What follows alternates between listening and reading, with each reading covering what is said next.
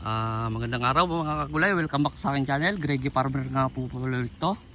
Bali, ngayong madaling araw mga kagulay, mag-harvest tayo ng ampalaya.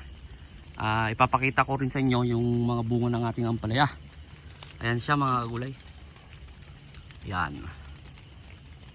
Nakikita nyo ba kung gaano kakapal ang bunga mga kagulay? Kasi ang lagi ko lang ipapakita yung tapos ng harvestin, kaya unti lang ang nakikita nyo nakasabit. Pero ito, hindi pa kami nakakapag harvest. Ayan yung bunga ng mga ampalaya ko mga kagulay. Ayan. Bali ito ipang 7 harvest na. Ayan siya.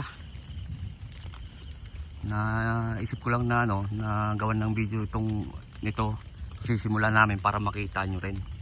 Kasi nung mga nakaraang vlog ko, ang nakikita nyo lang yung tapos na kami mag-harvest, tapos pinapakita ko yung mga natira. Ngayon na makikita nyo yung ha-harvestin pa lang mga kagulay, ganyan siya kalalaki. Ang variety na ito mga kagulay ay ang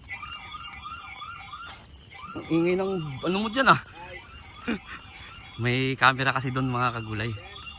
Ang variety na ito ay Galaxy Max F1 mga kagulay. Ayan siya. Ganyan siya kalalaki. Ay, maambon dito ngayon sa amin mga kagulay. Ayan. Ayan dito, manipis pa nga lang yung nakikita nyo dito mga kagulay. Pero doon sa kabila, ayun dito. Ayan, malalaki po. Dito mga kagulay, natin dito. Ayan. Ayan. Maraming nakasabit yan mga kagulay. Pupuntahan natin para makita nyo. Ang oras natin ngayon ay mga kagulay mag-aalas 4. Mga kagulay. Yan yung talong natin. Para makita nyo lang kumbaga. Ayan, ganyan sa kakapal ang bunga niya mga kagulay yan. Ayan. Ganyan sa kakapal. Yan. Malalaki din mga kagulay. Yan. Yan. Ganyan kalalaki. Tingnan nyo yung kamay niya mga kagulay. Ganyan kalalaki mga kagulay.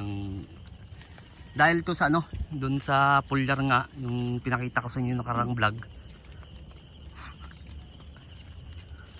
Kasi ngayon lang din ako nakagamit noon. Kaya nga sinabi ko nung mga unang vlog ko nung nagtanim kami ng sili at saka talong na may ginagamit akong bagong pulyar. Hindi ko muna masabi gawa ng titignan ko muna yung resulta. Mahirap kasing magsabi na sa inyo kung anong ginagamit ko tapos hindi naman maganda yung resulta. Baka ako pa yung sisihin nyo mga kagulay. Yan ang mga bunga nyo. Yan, halos haharbisin na lahat Ayan, ang lalaki. Tapos ang madami siya. Kasi nung binilang ko itong isang 0.75 yung ko, bali 0.8 yung spacing ko sa sa puno. Tapos yung ko ng plat to plat at bali 4 na metro.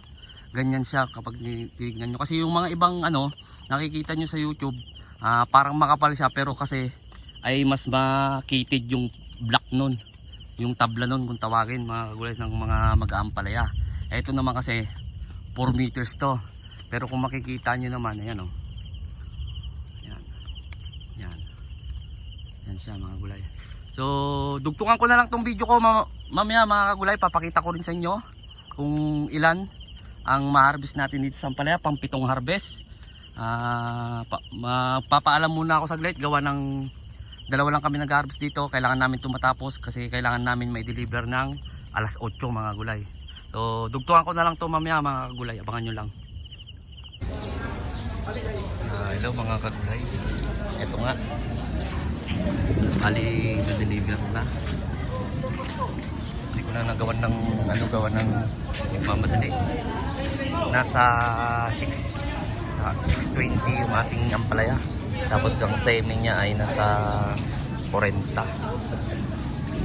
Tapos yung talong natin nasa 220 mga kagulay. Bali ito yung bunga. Yan. Hindi ako makapagsalita na maigi mga kagulay gawa ng maraming tao dito. Nakakahiya.